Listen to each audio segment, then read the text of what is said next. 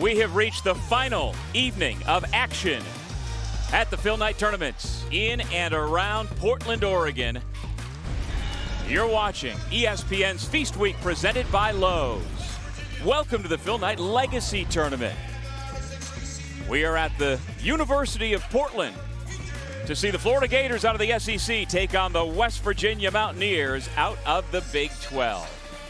And welcome everybody, along with Corey Alexander. I'm Doug Sherman. So glad you're with us here this evening. And the idea whenever you get into one of these multi-team events, don't go home with a losing record. That's on the line here tonight. Absolutely. The chance to go 2-1 for both these teams, and you want to be able to walk away saying that you ended on a positive note. That's what they're looking for here this evening. Well, both these teams look toward veteran leadership. A lot of new faces, but a lot of veteran faces. When you think about Florida, you think Colin Castleton, who came into the tournament averaging 25.5 points per game. Only 11.5 here over the two games. Eric Stevenson shooting the basketball, but not as well as he had in the past. 3 for 10 in the two games here from beyond three-point arc. Coach Hug is looking for more production from him here today. Stevenson leads the Mountaineers in scoring this year at 14 points per game. Trey Mitchell just a touch under 12. Joe Toussaint comes off the bench at 11.5 points per game. Mountaineers 5-1 on the year. The Gators are 4-2. They lost to Xavier on Thursday, but beat Oregon State 81-68. The man for the Gators here in Portland this weekend has been Trey Bonham. It has been Trey Bonham. We came in with a lot of conversation regarding Colin Castleton and everything that he had been doing. But Trey Bonham stepping into the starting lineup has really been the guy for the Gators. And right now, Coach Todd Golding wanting to establish Castleton to get them playing back to the way they were playing before they got to Portland. It really is something, Corey. I mean, Trey Bonham in his first 3 games of the season scored a total of 3 points. Here in Portland, he went for 23 against Xavier, 19 against Oregon State, and now he's in that starting lineup playing a much bigger role. He really is, and Coach Golden finding something that works for his team, both offensively and defensively with Bonham in the starting lineup. He pressures 94 feet, but also, as you can tell over the last couple of games, he can also get a bucket. And we are just about set for basketball. Nathan Farrell, the official, throws it up. And the Mountaineers come away with the basketball first. This is Eric Stevenson, number 10 in white, giving it to Kedrian Johnson, the starting point guard for WVU. Johnson with a bad pass, stolen away by Will Richard. Boy, we have seen him shoot the lights out here this weekend, but he's got that in his game as well. And that's one of the areas where Florida was able to be successful on Friday, turning the basketball over and getting out into transition. Love the backdoor. Great gather and reverse by Stevenson. And that's a good one for a shooter to be able to get a layup early in the game. That builds confidence. Matter of fact, both shooters on both sides started off by getting to the rim. Very nice. Yeah, you see what I did there? I like it. I was making sure you were with me. Always, my man. This is Bonham, has it poked away from behind and out of bounds. Last to touch was Stevenson. Good look at the 6'4", 205-pound fifth year from Lacey, Washington. He's one of a couple Mountaineers who are from the Pacific Northwest. As you see the starting 5 for Bob Huggins. Clean look, Richard. He has been on fire since putting the Gators orange on his back. But you see, he got a layup, got the steal out in transition early, and that confidence builds immediately for a three-point shooter. No hesitation in that first look. Corey, he is now 7 of 12 in the 2+ games here in Portland. Johnson gets those 3 points right back. You know, we might have some fireworks here, Dougie Fresh, the way these two teams have started out shooting the basketball extremely well, playing with a lot of confidence on the offensive end. I like it. Here's Kyle Lofton, the 5th year. Played 4 years at St. Bonaventure. He's a grad transfer with the Gators.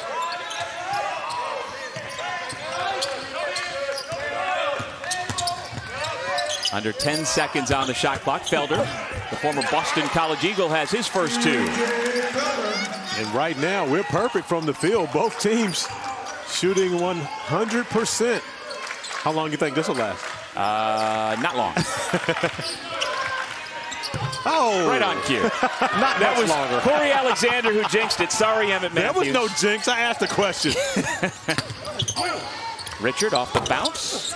Now nobody can score, Corey. Look what you did. Oh, it's my fault now. Okay, I'll take it.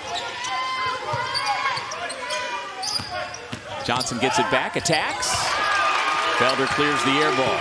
I tell you what, even though no one scored on the last 3 possessions, there's been some action. And, you know, when you play against West Virginia, That's the one team that everyone says you have to be strong with the basketball. Forcing 19 turnovers a game. Of course, that's the style of Hall of Famer Coach Bob Huggins, a.k.a. Huggy Bear, now third all-time winningest coach in Division I basketball history. There's Coach K.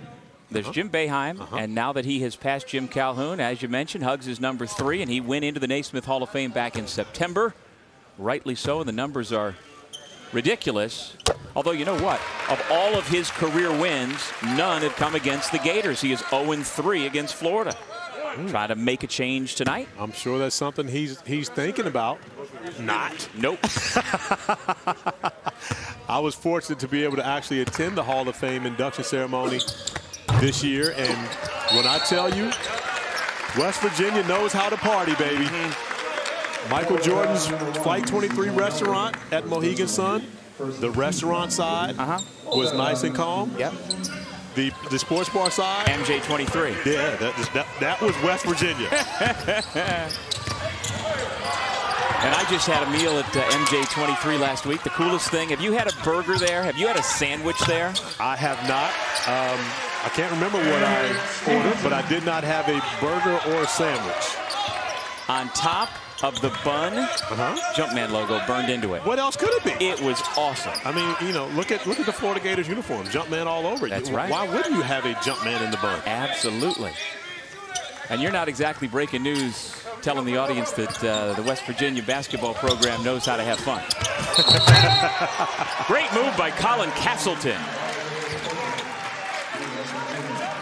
Although, did they call traveling? Indeed they did. So that's why perhaps it was such a great move. By the way, as you see, Castleton. 1, 2, 3. Well, it was the actual step after the jump stop. He moved the right foot. That's what got him for the travel. But there has been a basket scored since.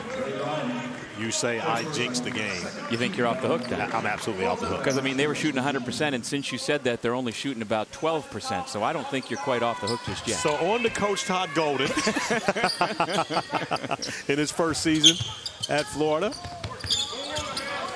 Class of 2008 out of St. Mary's, where he played for Randy Bennett. Inside they go to the big man, Jimmy Bell, who got to campus in Morgantown over the summer weighing 365 pounds.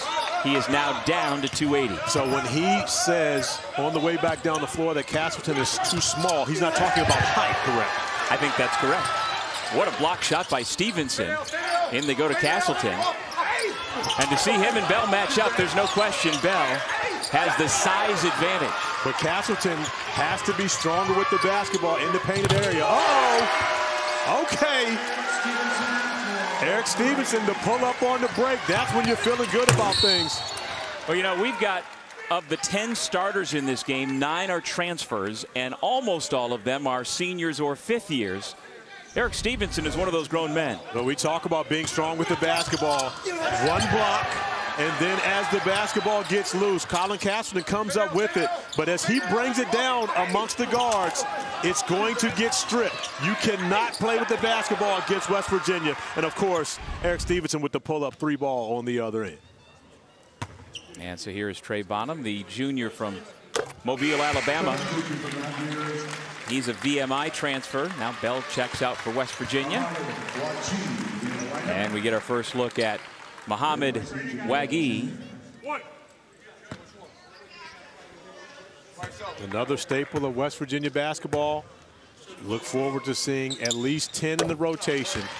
Play as hard as you possibly can for 2 to 3 minute stretches and tap out, allow one of your teammates to come in and pick up that same effort.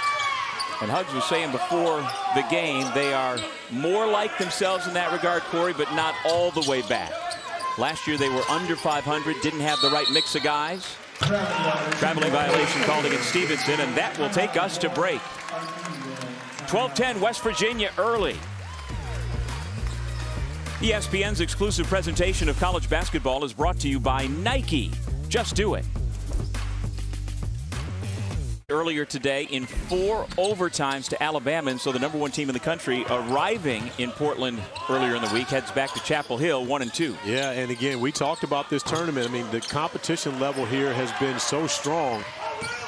You know, so many close games, so many tight games. And the goal is to leave with a winning record, but very few have the opportunity to do that. Well, that's what's on the line in this one here. Nice. Florida with a great look. Castleton finds the cutting point guard. Kyle Lofton, his first two, tied the ball game at 12. And Castleton showing off his passing ability. Hasn't really been able to get going in the scoring column, but looking for his teammates, helping out a friend. Trey Mitchell, the former UMass Minuteman, gets his first look, and he'll have a chance for three. And a small mistake by Alex Fudge, which turns up to be a big error. As you see, he jumps, gambles on the pass, gets out of position, and then puts Castleton in a tough position as to whether or not to help and leave his man or give up the layup. And it really ended up being both. Now, Corey, would a coach in that circumstance say you can't go for that unless you know you're going to get the steal? Yes, and Fudge was actually premature. He went out even before the basketball was passed, expecting to be able to get it. So give West Virginia a lot of credit for putting it on the money where the defender can't get to it and leading Mitchell down the lane. Here goes Lofton from Hillside, New Jersey, misses the lefty layup. Here come the Mountaineers back the other way, up by 3. Matthews to Mitchell. Nice look inside. Foul on the layup attempt. That'll send Wagee to the free throw line. And you can see West Virginia wants to dominate the painted area. Great job interior passing between, we'll call them bigs, even though both these guys are skilled on the perimeter. Mitchell getting downhill with the nice find. Well, Bob Huggins has had over the years quite a pipeline to New York City. In his 16th year back at his alma mater, he has 3 from the Bronx, including the man at the free throw line. Huggy Bear has connections everywhere. He does. Of course, he was born and raised in Morgantown, so this is a homecoming, but he played his high school ball in Ohio. Played his freshman year at Ohio University before transferring home back to the Mountaineers, the coach's son. And in talking to him before the game, Corey, I've heard this story from him before. I love it. You know, after he got done at West Virginia, he got invited to try out with the Philadelphia 76ers. He made it to the last cut. He was one of 3 guys in the locker room when the trainer came in and told him the bad news, get out. He didn't make the team. Hugs didn't blink. He just started filling his bags full of Sixers gear. And he said he thinks his daughter still has his Sixers game jersey that if you saw it, you'd never think he ever fit in. Wow.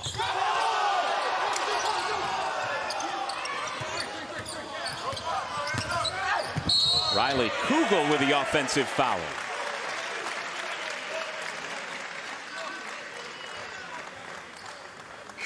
Quarter foul, number 24, Riley Kugel, his first personal, 5th team foul on the game. You always love the reactions from Coach Huggins when players come to the bench and the conversations had. Now, again, when you look at that, he's talking to one of his players who just took a charge. Right. But yet, there is no pleasure in this conversation that is going on between the two of them coming off the floor. I'm sure it had something to do with what happened on the offensive end of the play before. Mitchell gathers but can't get the shot to fall, and a foul called on the rebound. Based on the reaction, it looks as though that was against Castleton, and he is perplexed as to how that foul is on him. Well, I don't understand why he's confused. When you take your left arm and you shove someone in the back, that's going to be a foul. So you think by definition that's a foul, Corey? I do believe that is a foul, and Castleton almost fell asleep there, allowing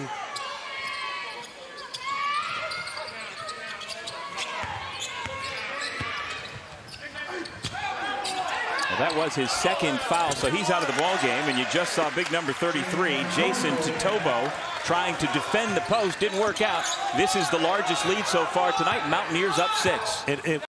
And this is something where when you think about West Virginia, they're going to approach each and every game the right way. That comes from the top. So this is where Florida mentally has to be aware of what is going to be at hand. Anytime you play against West Virginia, prepare yourself to face pressure. but also know they're going to come at you in waves. They're going to play hard. They may not make shots. They may not handle the basketball well, but the constants are they're going to play hard, and you are going to see heavy defensive pressure. You know, since you started talking about 100% shooting percentage, Gators have missed 7 of 8. I'm just saying. Well, but West Virginia has it, so. And I was talking about both teams. At the free throw line, Joe Toussaint, the Iowa transfer, who plays starters minutes, about 24 minutes per game, averaging 11.5 points per game. And he'll get after you defensively, too. He's another one of the guys from the Bronx. And when he's out there playing, you get that sense.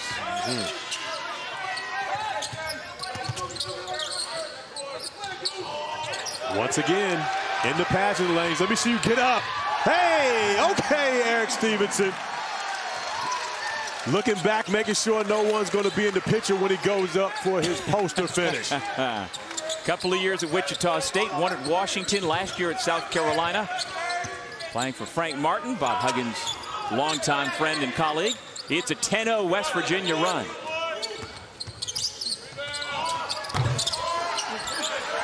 Myron Jones can't connect.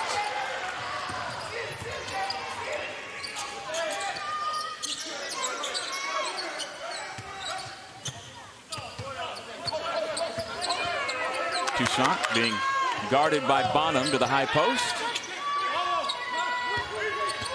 10 to shoot. Gators come away with it. Big collision and a blocking foul called, and Stevenson hops up, trots away, and that's probably a good thing because he did not agree with the call. No, he did not agree with the call, and neither did Bob Huggins, who actually got up off of his stool on that one to have the conversation with the officiating crew regarding that. And it looks as though Stevenson got his body into legal defensive guarding position, absorbed all that contact.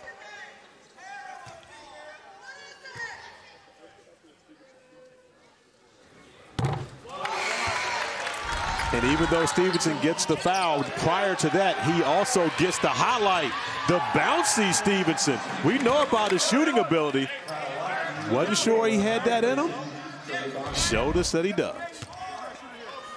Hey, mention the stool Bob Huggins sits on over there. He doesn't sit on the bench. He's been using the stool for years.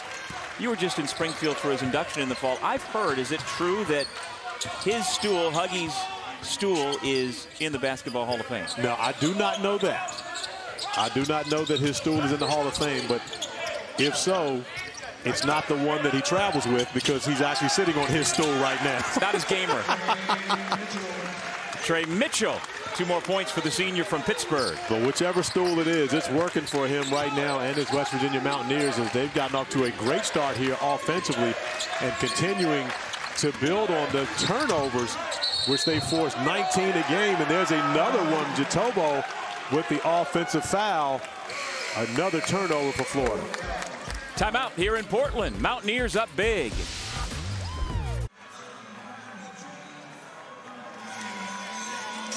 This is the 24th annual ACC Big Ten Challenge, and Tuesday our doubleheader starts in Champaign with the number 16 Illini hosting Syracuse at 7:30 Eastern, and then number 5 Virginia take on Michigan at the Chrysler Center in Ann Arbor.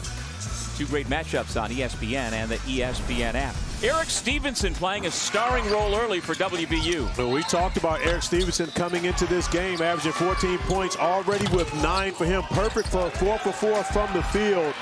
And also the beautiful highlight finish on the break. Stevenson feeling himself here early. 7 different Mountaineers have already scored in the first 8.5 minutes.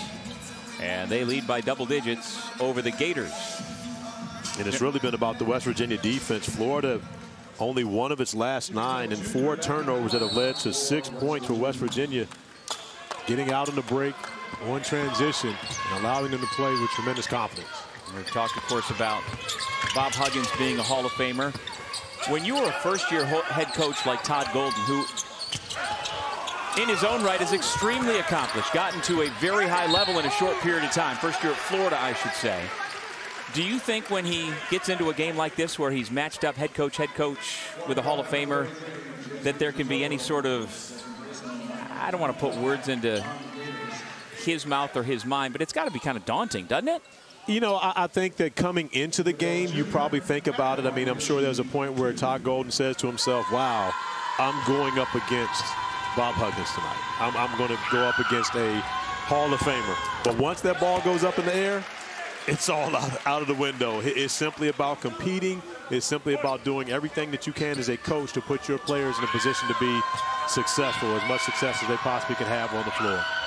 Well, a lot has been made about the analytics approach that Todd Golden brings to basketball. He says he started as a walk-on player using analytics because Randy Bennett and Kyle Smith, who was an assistant at the time at St. Mary's, track hustle rate. And that means they're tracking steals, deflections, charges, defensive rotation, mistakes.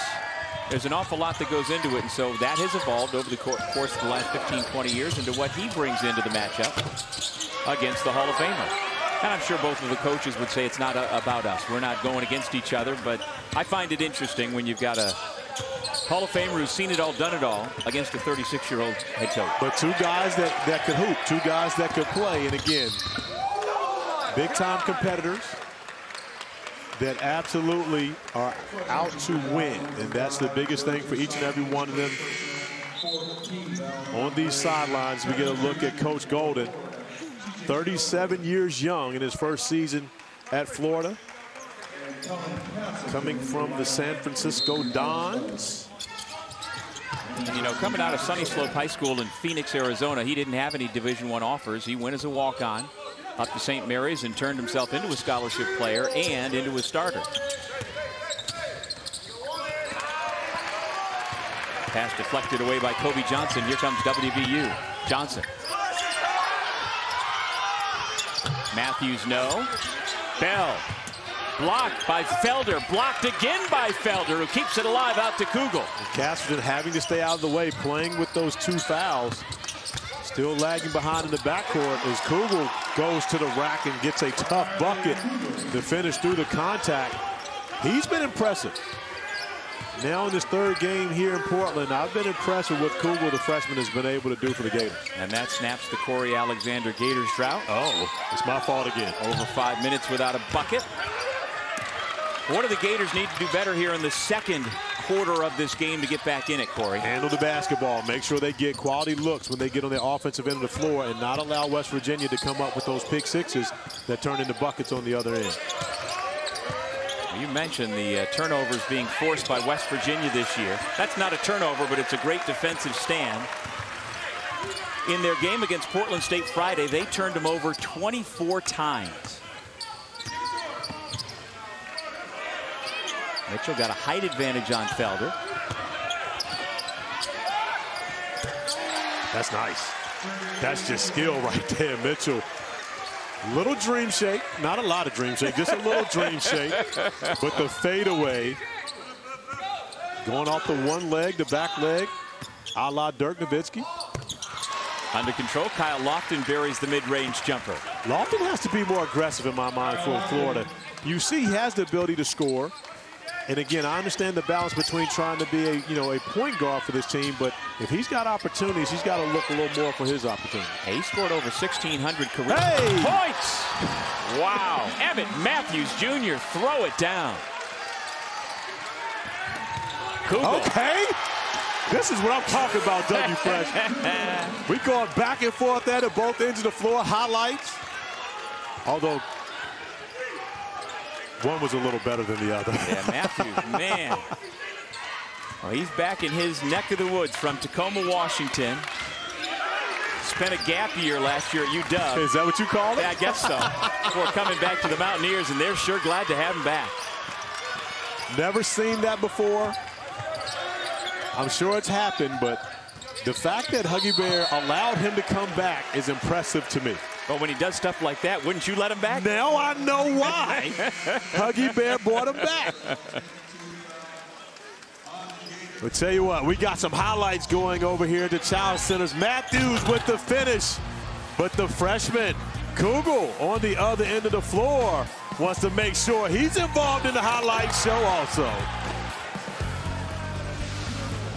Back for what the Cyclones did to the men's team on Friday.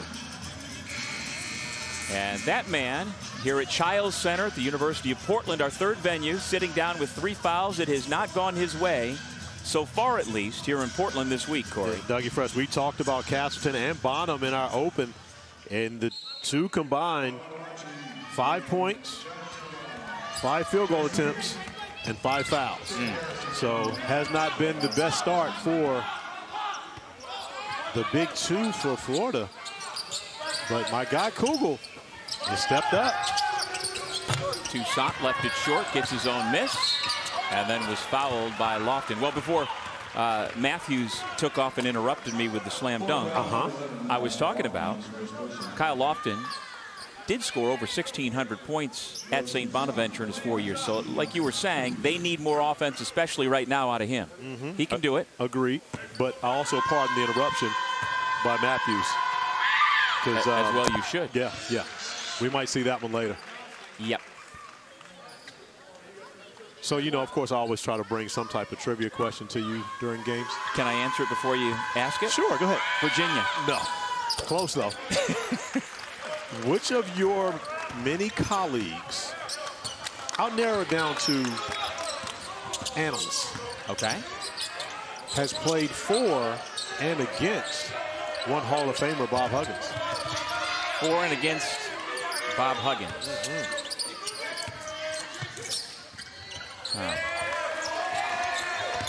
I do games with this person. I said it's an analyst. Who I work with, who I've done games with. He's an ESPN guy. ESPN analyst. Yes, all right. All right. I need all the help I can get. Yeah, I understand. Try to narrow it down. But again, I mean, I know where Huggs has been.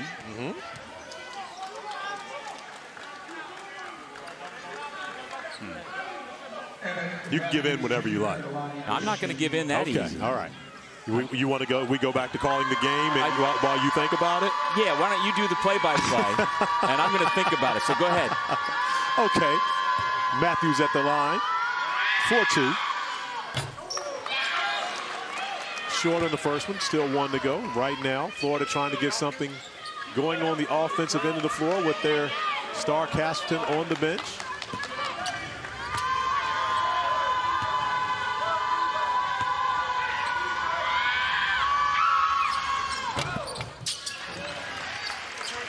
All right, I got to get back in there. You're not doing very much here. Well, you know, I'm watching right now. What's the answer? Oh, you give? Unless you want to give me hints. No more hints. No more hints? I'm still waiting for the first one. Richard has it poked away from Felder on the entry. Here comes Toussaint. Oh, that's confidence. But that's the kind of defensive intensity Huggs is looking for, and it turns into 2 points from Kobe Johnson. And because you get the defensive intensity, he allows you that type of freedom on the offensive end of the floor. He doesn't concern himself at all with the fact that you miss a 3 on the break because he knows you're going to go after it on the other end. Bonham to the left hand, tough shot. Bodies are flying. Here comes Toussaint out of the pack one more time. It's 4-on-4. Travel. That is the one weakness of West Virginia. They will turn it over themselves. Even though they came into this game plus 39 on the season, regarding their turnovers, they will give the basketball back even after that great defensive pressure coming up with a turnover. Oftentimes, they hand it back to the opposing team. All right, so this is Huggs' 41st year as a college head coach. Walsh College, an NAIA school in North Canton, Ohio. It wasn't there. Listen. I gotta say, give me something, man. I gave you, it is a current ESPN analyst that played for Bob Huggins and against Bob Huggins. So you've got Cincinnati, Kansas State, West Virginia. Cincinnati, Kansas State, West Virginia. You've got Walsh College. You've got all kinds of. Bob Huggins has been in this for 41 years. That's a lot of guys. I mean, again, how many of those guys are ESPN analysts? Jatobo. The reveal is? Me. Why would I ever ask you a trivia question that wasn't me? USA basketball. Of course. Of course. I played for Coach Huggins, USA Basketball, in '93, trials at Moody Bible College in Chicago, and played against him in the 1993 NCAA tournament. Did the Who's win that day? No, we did not. Yeah, since he was pretty good back then. They went to the Final Four that year. Yeah, with my partner, Nick the Quick, Van Exel, Corey Blunt. Corey spelled C-O-R-I-E. We talk about it every time we see each other. Yep. But no, that was a big-time team, and it was a battle. Well, again, you know, the physical nature of Bob Huggins' teams did not just start at West Virginia. That has been the case forever. The defensive pressure, everything involved, has followed Bob Huggins everywhere he's been. While your question was unfairly misleading, No, it was not. I've known you long enough to know that all paths lead back to Corey Alexander. I should have known. That should have been when you said I'm going to answer the question before you even ask it. You should have just said you, and that would have been the correct I answer. said to the question. who. I didn't say you. You should have said you. I should have said you.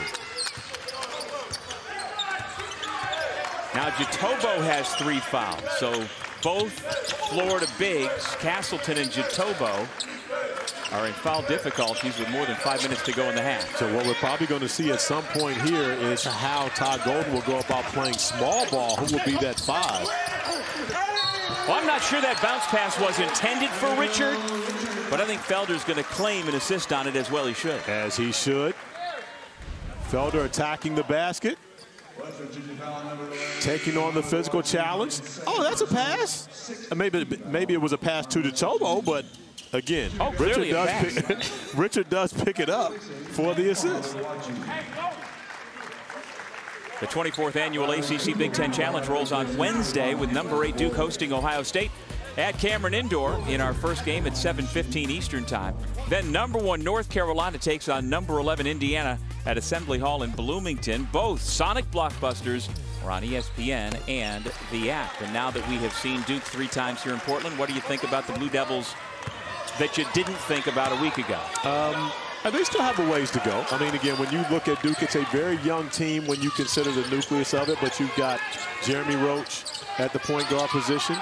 And Ryan Young, in my opinion, will really help Duke as this season goes along, especially as Derek Lively continues to round into shape and Dariq Whitehead gets his legs underneath him. But again, Duke is going to be a team that's better in March than they are in November. Richard could not corral the pass, and I think the Gators are fortunate, A, that he didn't go down hard, and B, they keep possession. Yeah, we've had some high-flying action in this game, though. I can really appreciate the way both these teams, you know, on the last night of the field night tournaments, come in and approach this game, which is really a late game for both these teams coming from the Eastern Standard Time Zone. But they have been competitive. They've been getting after it.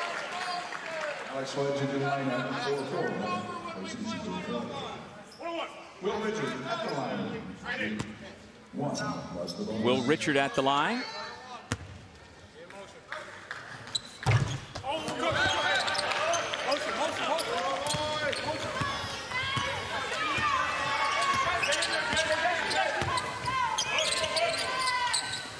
Seth Wilson has come into the game. He's number 14 in white, sets a screen for Toussaint, and he's going to be called for the offensive foul.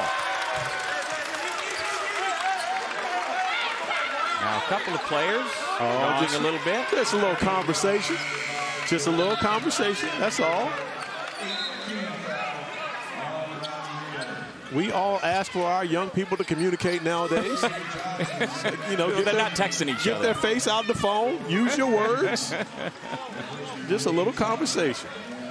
Officials get involved in the middle of it as a moderator. So we should not discourage this. We should encourage not at all. Toussaint going in, picks up the offensive foul, but this is where the problem is. The push of the legs. Toussaint took exception to it.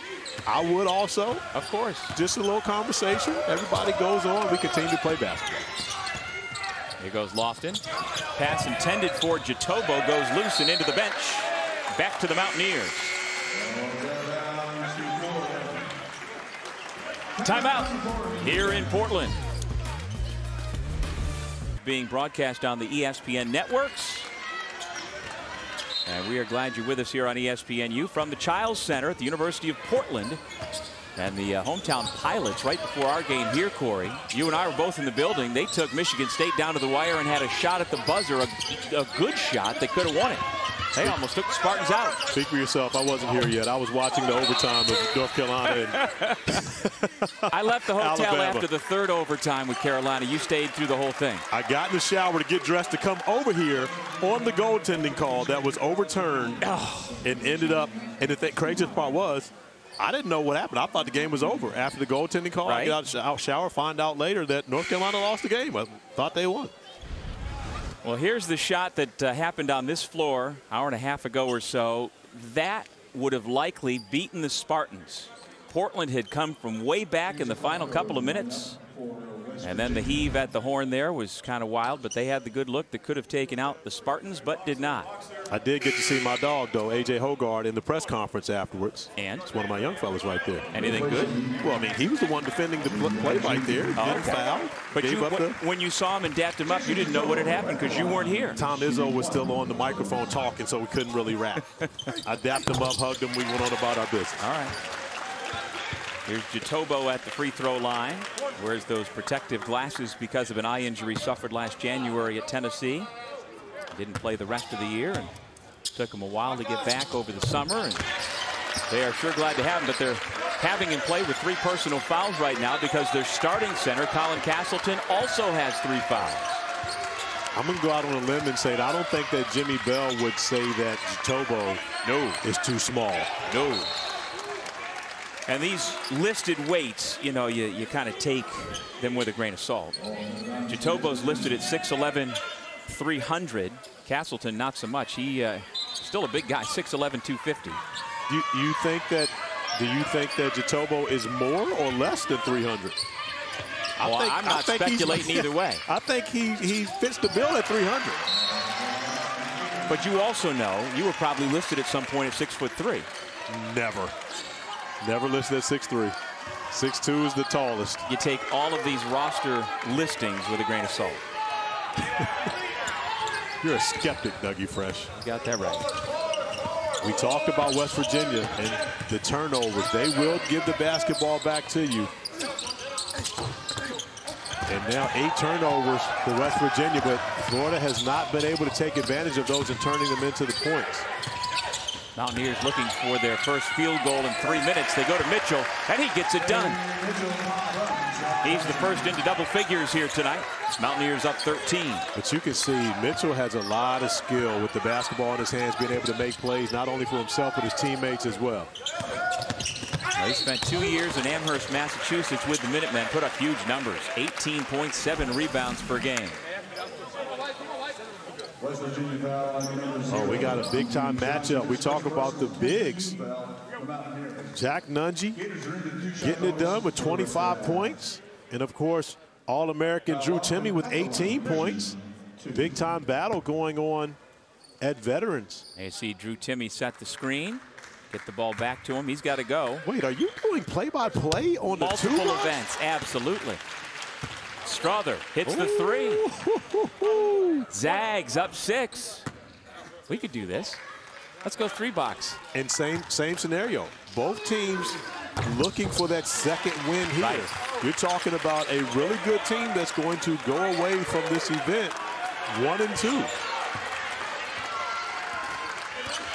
2.5 minutes remaining in the first half between the Gators and the Mountaineers.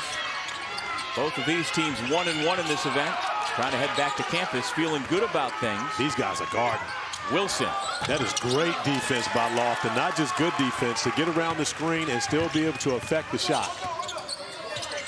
Here is Lofton out of Union Catholic High School in New Jersey. A little off the mark. Jatobo on the offensive glass. Oh, that's going to be 4 on Jatobo.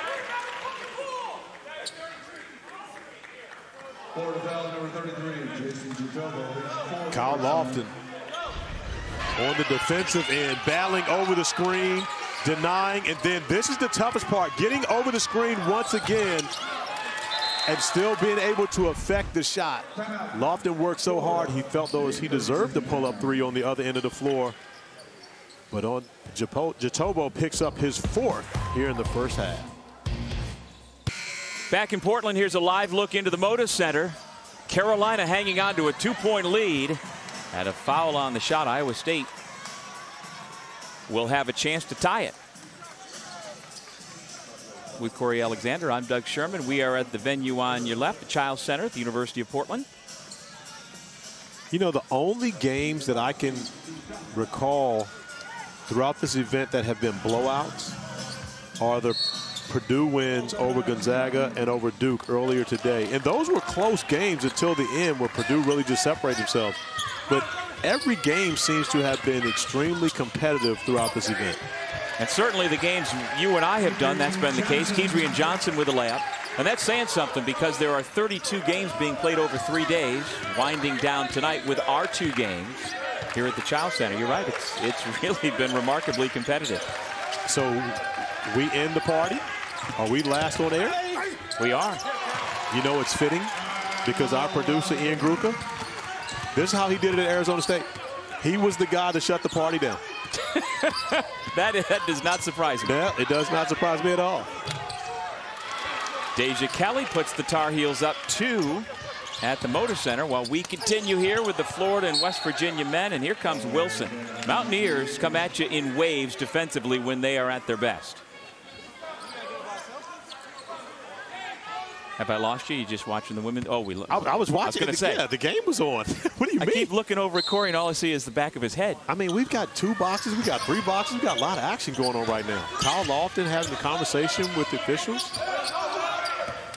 That's the only reason I look back this way. Those 2 guys talking. Lofton. Nice. 3-point opportunity. I'm telling you, he has to be more aggressive offensively. Getting downhill. Scored over 1,600 points at St. Bonaventure, 3-time Atlantic 10, All-Atlantic 10 performer. And now, as a 5th year, taking on the helm, leading the squad in Gainesville for the Florida Gators. He has to be more of a leader, recognizing when he needs to take offense into his own hands. The youngest of Kim and Calvin Lofton's 4 boys. Mom's a counselor, dad's a teacher and a rec center leader. Their son. Well, we've got ourselves our first single-digit deficit in about 11 minutes, Corey. Really quick, you hear the name Lofton, who's the first person you think of? Kenny Lofton, there you former go. Arizona Wildcat hoopster. There you go. Oh, wait a minute. Hoopster? What do you mean? Center fielder? Are you kidding me? My senior year, I did at the Great Alaska Shootout, Syracuse against Arizona. There were 9 NBA players plus Kenny Lofton on the floor. Think about that. Couple of opportunities for West Virginia, and they lose it out of bounds back to Florida. Speaking of Arizona, would you think that Kenny Lofton, do you think Kenny Lofton is the best 2-way basketball, baseball player to ever go to the University of Arizona? Did you go there too? I did not. I almost did. The best 2-way Wildcat.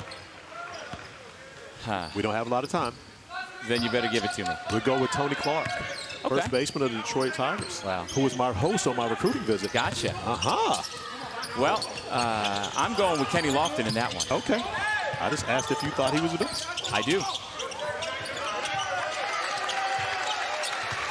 6 seconds on the shot clock, 15 seconds remaining in the half. That's the guy. Kugel.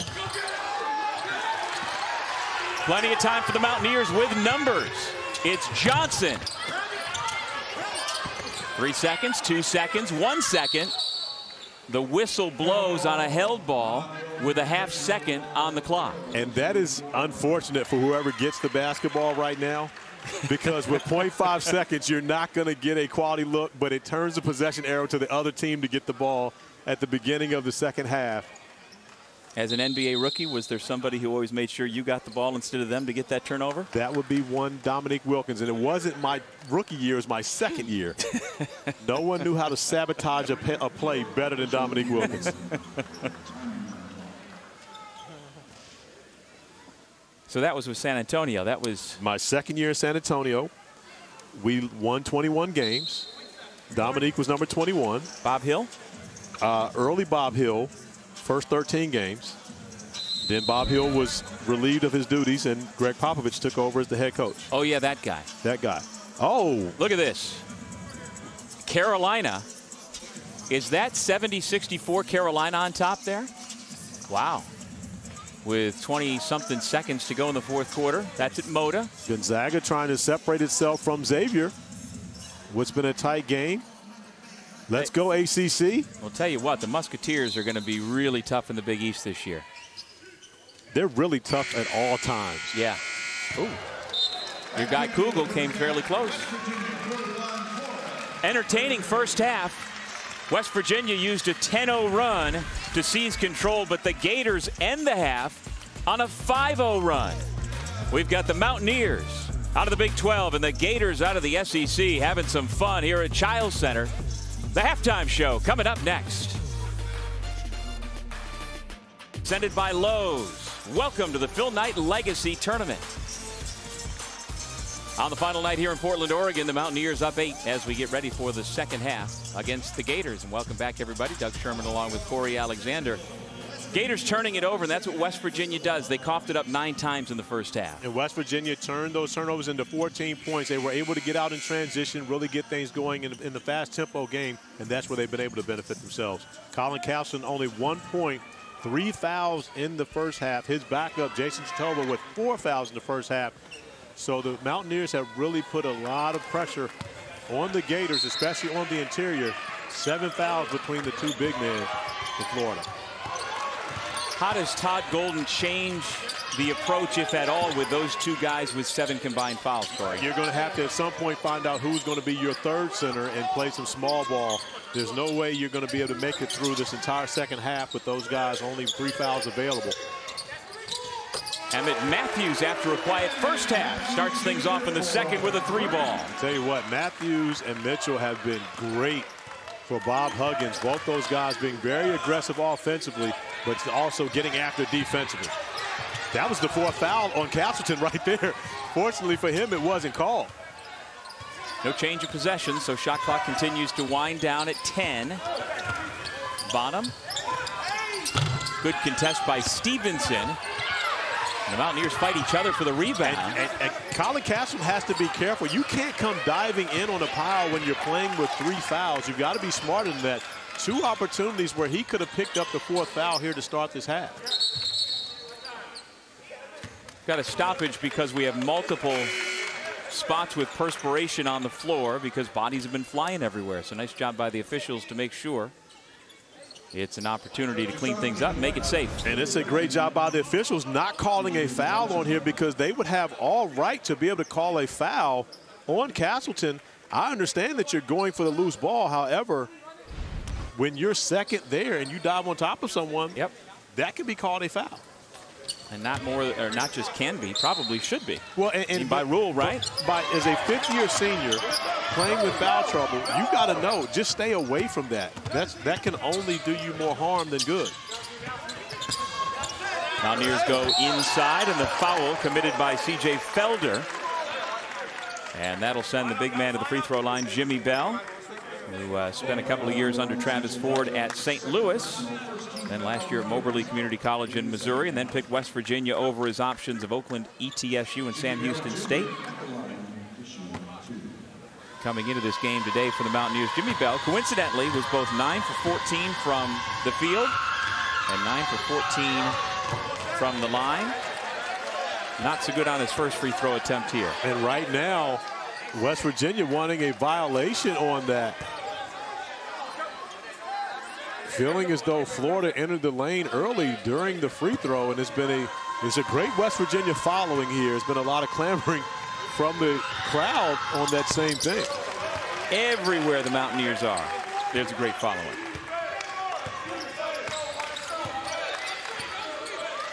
Kyle Lofton leads the Gators with 11 points. He has the basketball. Castleton trying to go to work on Bell. Felder comes up to set the screen. Lofton works his way into the paint, creates a little space, and gets the friendly roll.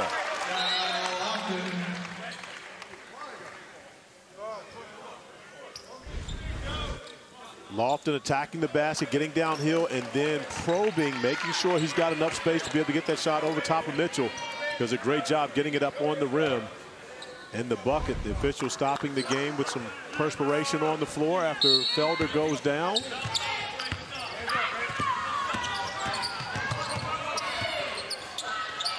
Toussaint into the game for West Virginia at the point. Brought it up against the bottom pressure.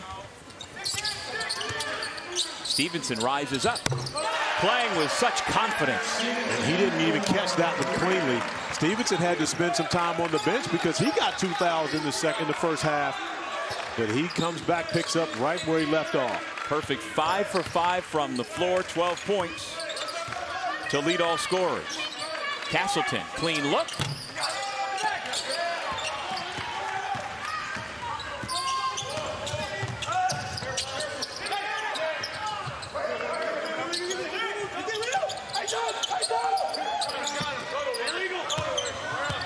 Trey Mitchell over the left shoulder. You talk about his skill, Corey. And now he's making sure that everyone knows that Will Richard is too small to guard him in there. We've seen a number of Mountaineers coming back down the floor showing the too small sign. And there's the block shot from the former top 100 recruit. Stevenson 1-on-2, and Felder just knocks it out of bounds. Most important part of the block for Mitchell was to be able to keep it in bounds. But on the offensive end of the floors, Mitchell finding Stevenson, who knocks down the 3 ball, and then Mitchell taking it upon himself with the left-hand jump hook, and just let him know, just a little too small. It's like me and you in the post. I got a mouse.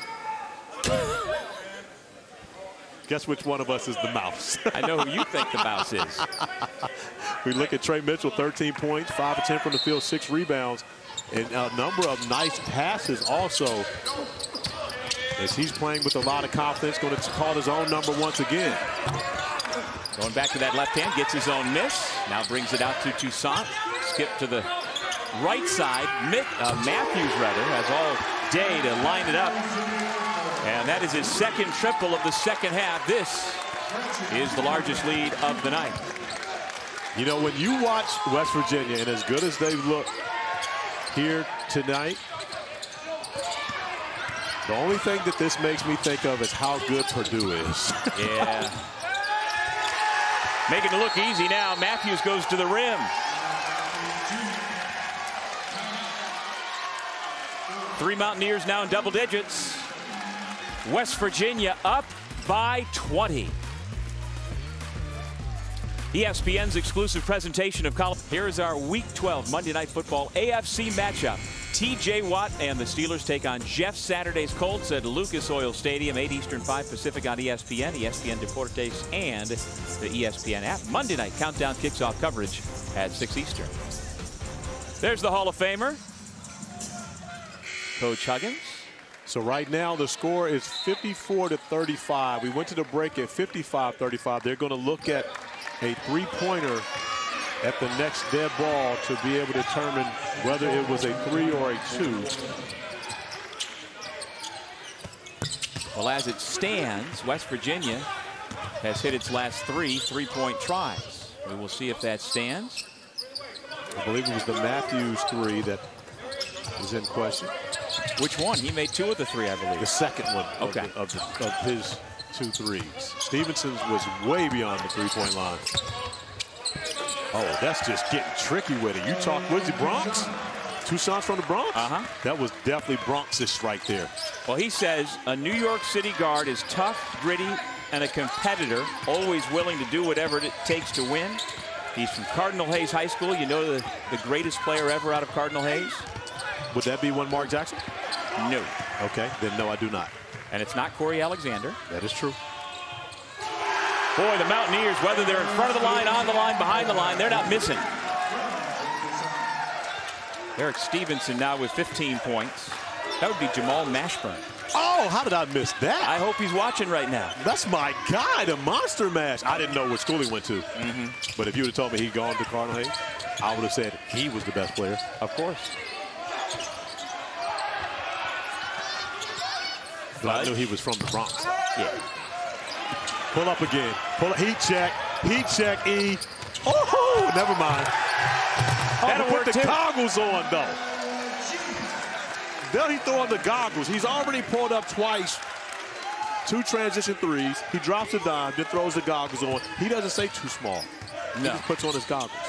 Respect.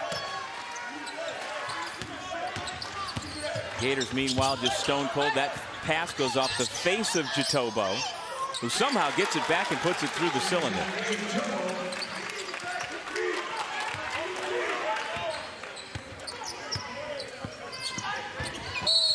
Bonham's going to be called for the foul, blocking Toussaint, who hit the deck. It's been that kind of game. A lot of floor burns between the Mountaineers and the Gators. Well, that kind of game has been for my guy, Eric Stevenson. The pull-up 3. And even in his own heat check, dropping dimes for the dunk and then throws on the goggles. Well, the officials have come to the determination that this shot by Emmett Matthews was a 2. Yeah, is right. That looks like a 3 to me. There's space between the tip of his foot and the three-point line. I'm appealing that. If I'm Emmett, I'm appealing that one. Yep. I need that extra point. Yep. What if he ends his career with 999 points? Well, that can't be because he got to 1,000 on Friday. See, look at you doing your research. One of us has to. That was remarkable. You know, we talked earlier in the first half about him leaving West Virginia to go back to his hometown school back at UW last year. But his sister was a student, still is a student at West Virginia, and Amani begged him not to leave in the first place and continued to beg him to come back. And he wound up going back. And during that time, he kept a relationship open with Coach Huggins. And we joked in the first half about not every head coach would necessarily do that. But there's been no bad blood on either side. They both were good when he went home and both good when he came back. And you know what that means? That means that Bob Huggins looks at him as our kind of guy. And that is a 3 for Emmett Matthews Jr. in the corner. Make sure he got behind the line on that one. I'm sure he probably doesn't even know they took a point away from him yet. Well, the Gators have not been making shots here in the second half. A rare 3 ball from Fudge. Fudge is probably going to have to get prepared to play some minutes at the 5. Jitobo playing with 4 fouls. He's a physical guy, so I can't see him making it through this second half without getting disqualified. Castleton sits at the scorer's table ready to check back in.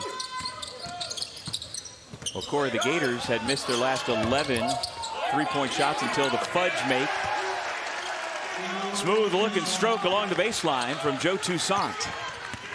Another Bronx-ish move, by the way.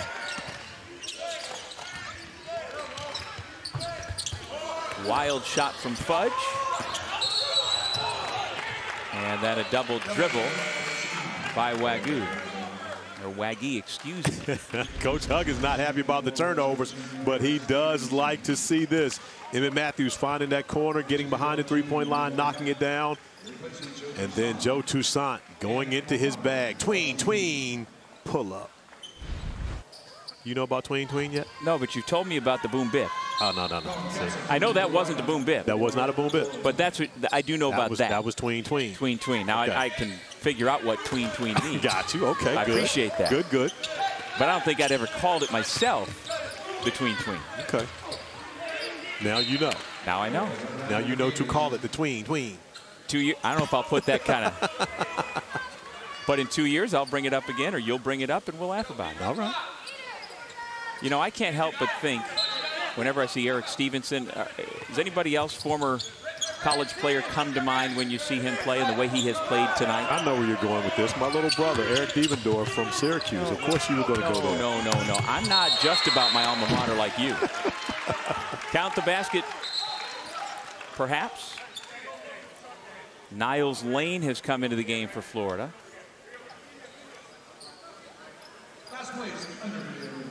The guy I'm thinking of started at UNC Asheville. You know his father. Another one of my little brothers, alma mater, Oak Hill Academy. There you go. About Keith Hornsby. So you understand what I'm thinking and seeing when I see Keith Hornsby out of Eric Stevenson. I see more Devendorf. Okay. Timeout. Back after this.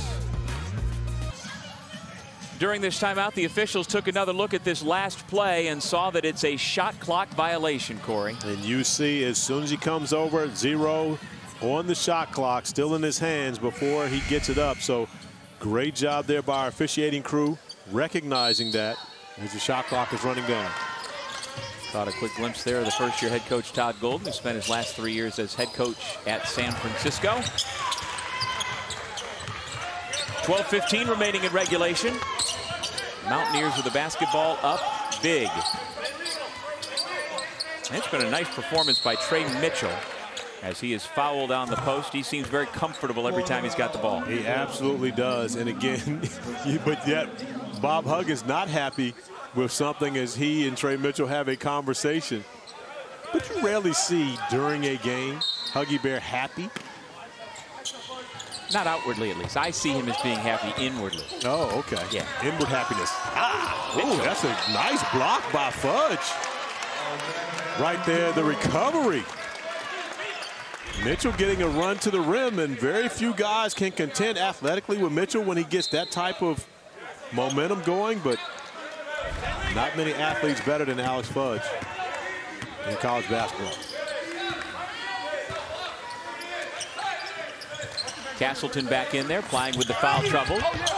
Ball got wedged between the rim and the backboard on what was a really nice set.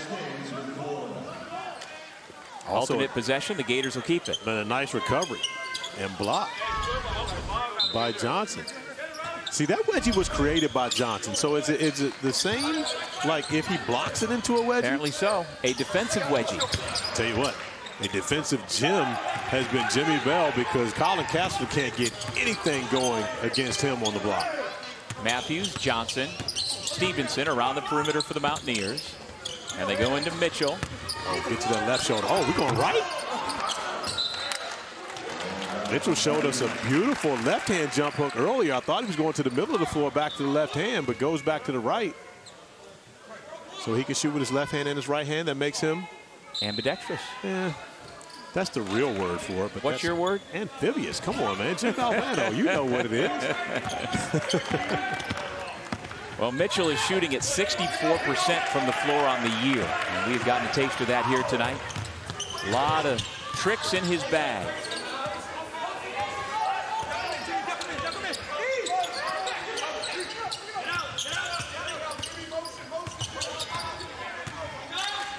Nine minutes into the second half. Johnson still being defended by Lofton. Back cut into the lane. Matthews, fade away, no. Bell after the rebound. And it looks like the Mountaineers will keep it. Nice good look at Jimmy Bell, senior from Saginaw, Michigan. Well, we've talked about a remarkable transformation in his body in recent months. He played a couple of years at Bella Vista Prep School in Arizona before becoming a Billiken. And as mentioned, 9 of our 10 starters in this game tonight, Corey, transfers. Really something. But both these coaches going to the transfer portal to try to be able to win now. Again, that is definitely a new way of recruiting, is to go get players who are used to being in college. You don't have to teach them to go to class. You don't have to teach them how to be on their own. They come in ready to go. And we'll have to say that, at least for tonight, Bob Huggins' team has been better at that. Third foul on Bell, sending Castleton to the line. And that's how we started the broadcast, talking about how productive he had been coming to Portland. But it has not been the greatest 3-game stretch for him. And this has been the biggest struggle of them all. A double-double game 1, 11 points, 10 rebounds, 12 points in the win on Friday, but only 1 point, 0 for 4 from the field right now, and 1 for 3 from the free throw line. Well, he's a 2-time second-team All-SEC guy. He began this year with 33 points against Kennesaw State, then dropped 30 on FAU. But the competition certainly has been stiffer here at the Phil Knight tournaments in the Legacy bracket.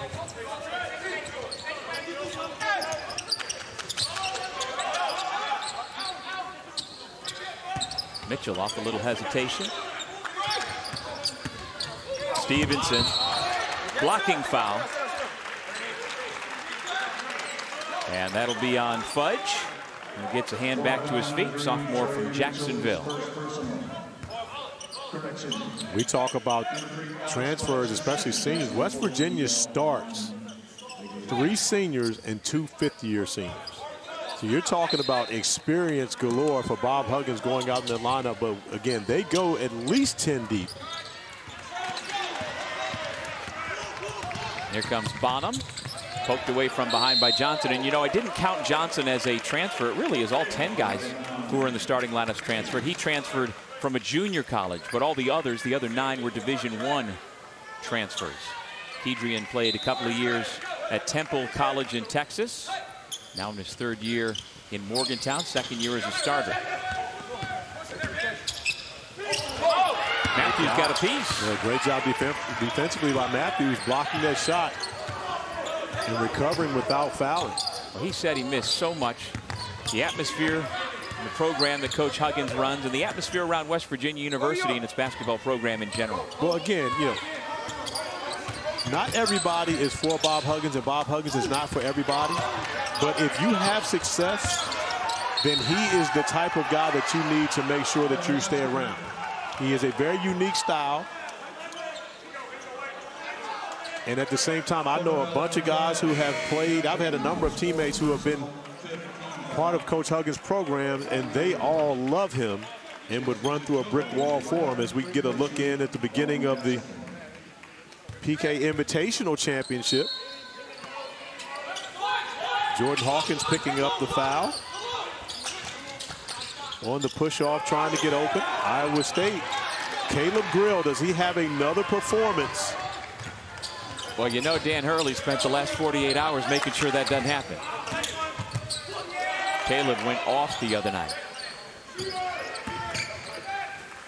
You're talking about playing for Hugs, and you played for him for USA Basketball. I got to play for Hugs. For how long? For a weekend. So it was I was selected to play on Hugs' team, and then Roy Williams came and snatched me and took me to the other team. Okay. Any compensation in there? None. No NIL then. No, I didn't mean for you. I meant for the coaches. I don't care about for the coaches. I'm talking about for me. Had you had any experience with Hugs before that, and what'd you come away? You know, you were a teenager at that point or somewhere around there. What'd you come away in your very brief time with him? I played against him in March previous to that summer, and of course was not a fan because of the way that they guarded me. Yep. It made the game such a struggle for me. Back at Cincinnati. In the Sweet 16. But when I got an opportunity to play for him in USA trials, I loved him immediately. Myself, Jalen Rose, and the DC legend Kurt Smith, the 3 of us in the backcourt. And Huggy kind of put his arms around the 3 of us and said, go do whatever you want to do, just win. Yep. And we had a ball playing for Coach Huggins, and worked out for me. I made actually both teams. Neither Jalen nor Kurt made a team. I should have known that's where that was going. I'm watching Hugs. I want the audience to know that little sequence we just saw is Hugs. Him making somebody laugh, having fun, enjoying himself. So I'm thinking about that, and you're thinking about I'm the only guy who made the team. No, but it's the truth. But the thing is, honestly, I don't think Jalen wanted to make the team, to be completely honest. He played well. I don't think he really wanted to go on the trips. But when you're around, Hugs is hilarious. Right. I mean, he is just, no question. As fun as you can be around off the court, this, that, and the other. And again, he coaches his guys hard. You know, but that's why you go play for a guy like Bob Huggins. The guys that go play for him need his level of intensity on the sideline. They need his type of structure, his type of discipline. And they all benefit. Nick Van Exel, Danny Fortson, Corey Blunt, guys I know very well, Kenyon Martin. Yep. They will run through a brick wall for this man. And those guys from the 2010 West Virginia team, they would do the same, going to the Final Four. They will tell you the same stories as you're talking about. Yes. Well, he was coached hard by his father, Charles, and Hugs was the Mr. Basketball his senior year in the state of Ohio. And after that brief dalliance with the Philadelphia 76ers, he went right into coaching, climbed the ranks pretty quickly, and he is a coach's coach, a true throwback, as far as I'm concerned, in all the best ways. Jones denied. How about the hustle to get back? Wagee with a block shot. But look at Wagee running the floor and still involved in the mix, playing hard, recognizing his role. This is the way that you have to play. If you're going to play for Bob Huggins, you've got to play hard, both ends of the floor. Wagee getting up to beat that down.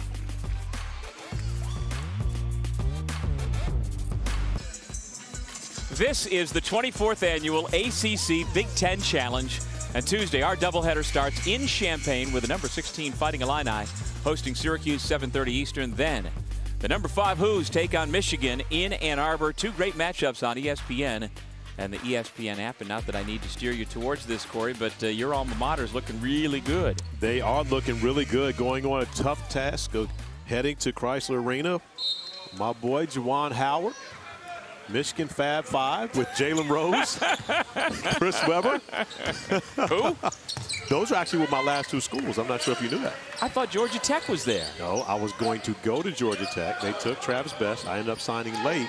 Came down to Virginia, Michigan, Arizona. Those were my final 3, which ended up being Virginia and Michigan.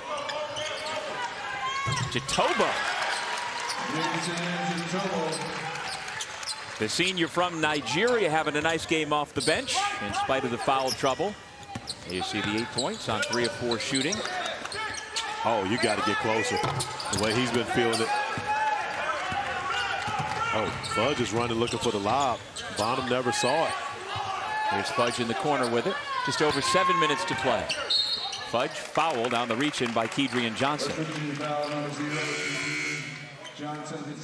That's the second foul on the 5th-year senior from Dallas out of South Oak Cliff High School. And there goes Emmett Matthews putting together a nice game for himself, heading to the bench. West Virginia has balanced scoring. They've got a number of guys that can fill it up. Of course, they'll always rely on their defense to create opportunities for them. Where do you see them at this point in the Big 12, Corey? I think, you know, when the style of play is always going to be difficult to play against. But the Big 12 is really, really good. Of course, Kansas. You think about Texas, who will probably move up to number 2 nationally. Ooh. If Mitchell had gone full speed, that's a dunk. Are you saying that he wasn't running as hard as... Oh, that's nice. Fine. Oh, Fudge. That's the second time we've seen Fudge with a big block. But then he gets the foul.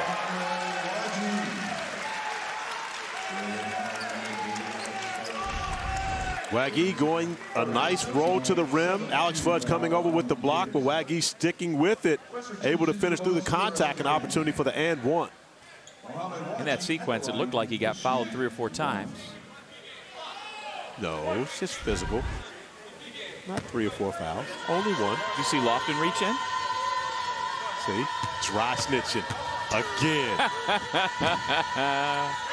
Or just reporting. 3-point play for the sophomore out of Frederick Douglass Academy in the Bronx.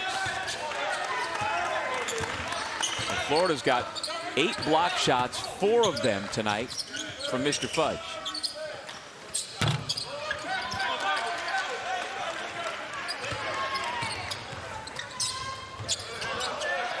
Bonham making it difficult on Johnson to get the basketball across half court. He does, and got Mitchell a good look. Wagee playing big inside for the Mountaineers again. But look at the Mountaineers bench. Everyone up, cheering on Wagee, their teammate, encouraging and making sure he knows that he has their support along the sideline. Huggy Bear did not get up off his stool, though. No. He has once tonight. Well, twice, going to halftime. 5.5 left in regulation. Again, bodies on the floor. That's the way it's been for the last, whatever it's been, hour 45 since this thing tipped off. It has been hotly contested. If West Virginia is going to be in the mix, you have to match their aggression. Florida has not been able to do that in this game. You see the hustle coming up with the loose ball, diving on the floor. And that's not celebrated by the Mountaineers. That's expected. Yeah. Yeah. You don't get a great job for diving on the floor. You get a, okay, you did what you were supposed to do, but I love this right here. And again, we talked about Waggy and his teammates encouraging him, and we said Huggy didn't get out of his stool, but he makes sure to acknowledge Waggy and his effort once he comes out of the game. Must be nice to have the Hall of Famer pull you aside and say some nice things after a job well done. It is great to now be able to call Bob Huggins a Hall of Famer. Yeah. We have been on this, on our platform saying for the last 5-10 years, he needs to be in the Hall of Fame. It's good to be able to say now that he is in the Hall of Fame, and we can call him Hall of Famer head coach Bob Huggins.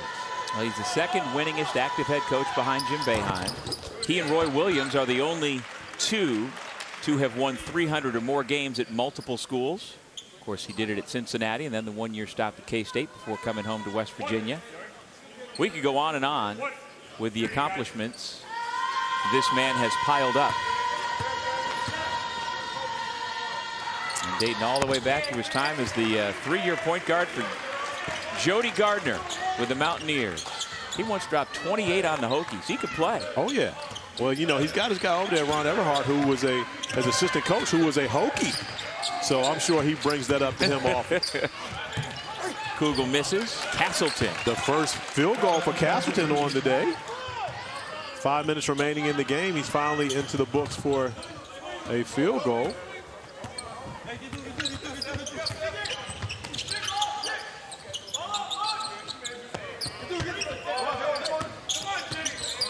Matthews going to work. Fakes going one way, comes back to the left hand and lays it in. By the way, even though they're built similarly, that's Mitchell. He's the one with the post game. Yeah, you called him Matthews, but it's okay. Oh, thank you. It's been a long day. And we're just getting started. Oh, man. Trey Mitchell with the 17 points now.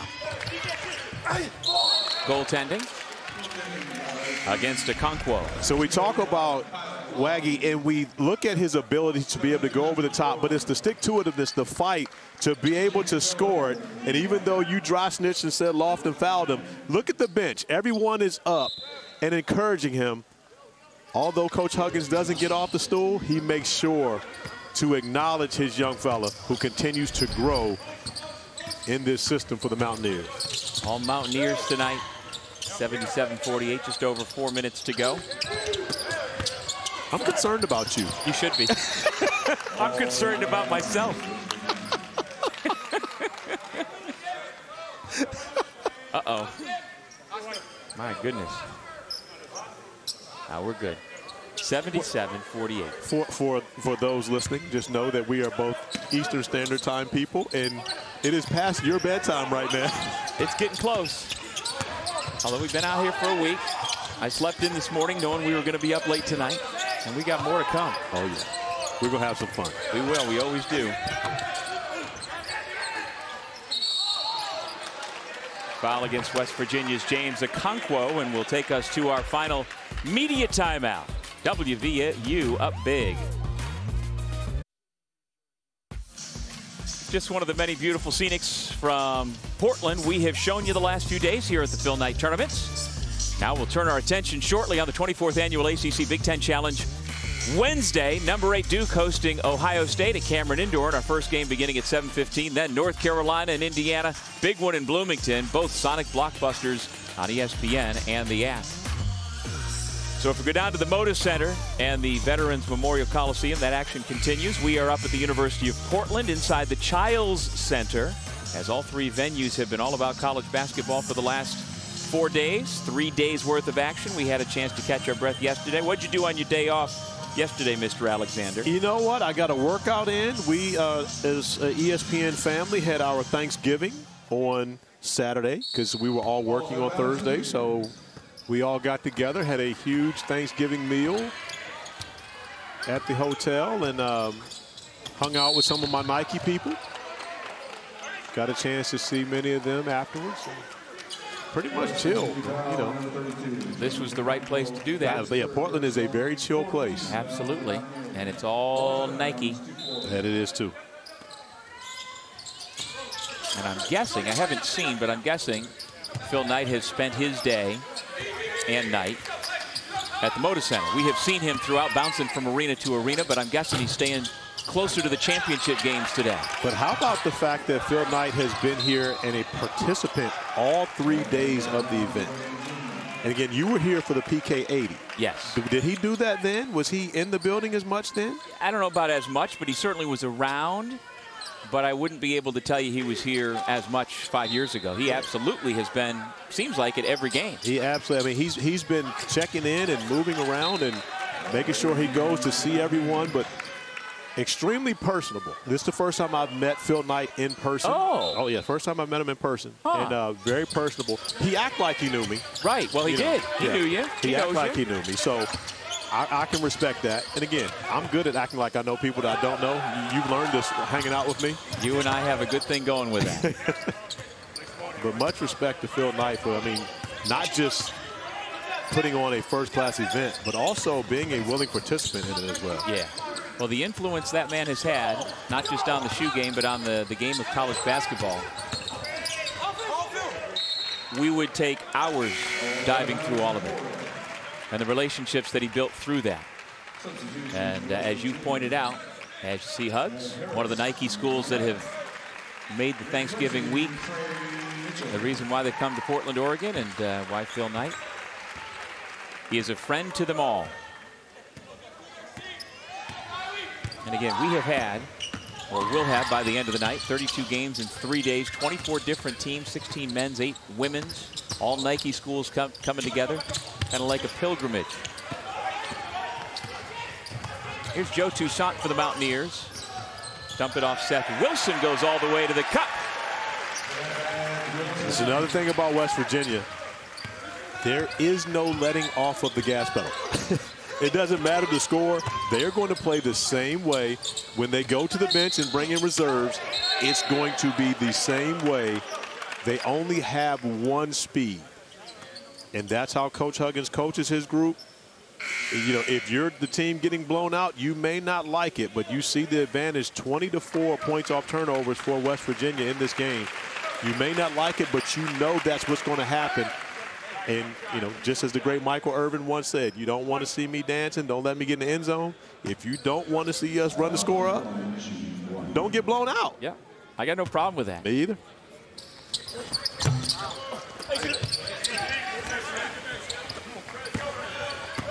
So now you've worked the Cowboys in. Anything else you got to get in? Let's see. I've got Virginia. Check. Got Oak Hill. Check. Got Cowboys. Check. You got CA. Got Nike. Got Nike. all kinds of Nike. I think I'm covered. All right. Good. Yeah. Alex Sinchik, his first personal. Now here's Joe Toussaint. 3 years at Iowa.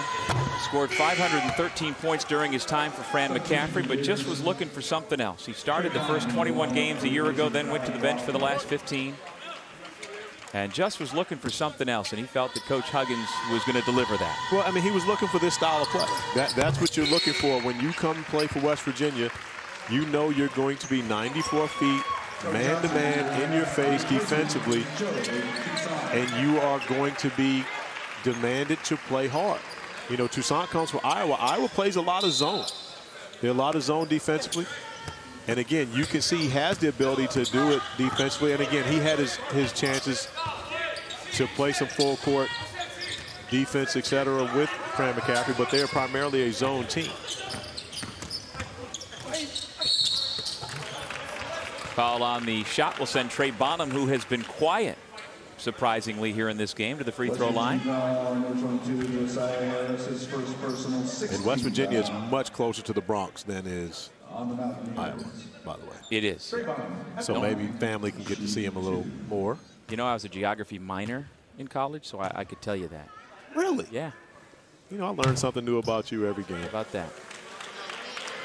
And I'm guessing they didn't play a lot of zone in the Bronx coming up. No, not allowed on the playground, buddy. No zones.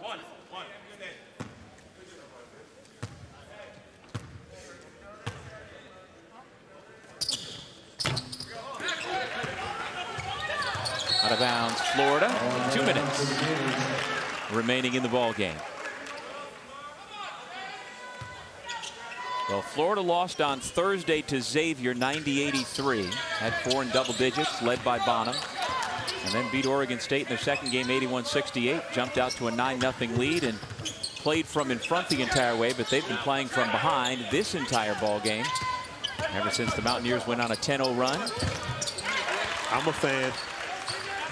I believe that is, if there's a bright spot that has come from this time in Portland for Florida, I think Todd Golden has found that he has a player in Riley Cool.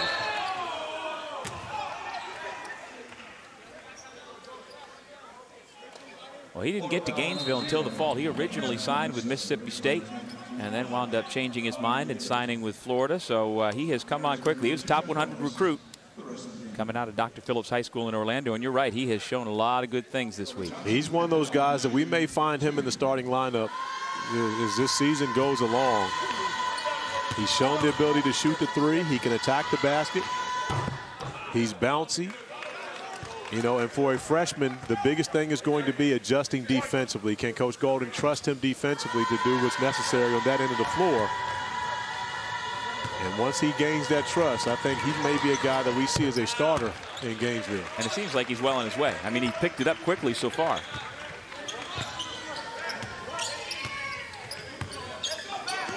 Myron Jones with the basketball, number 0 in orange.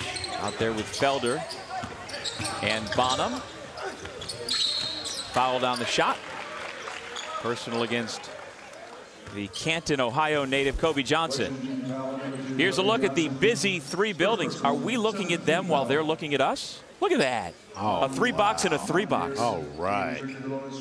I wonder if they saw me looking with my nearsighted vision into the 3-box that's in the 3-box, trying to see what is going on here. I know it's a lot of basketball.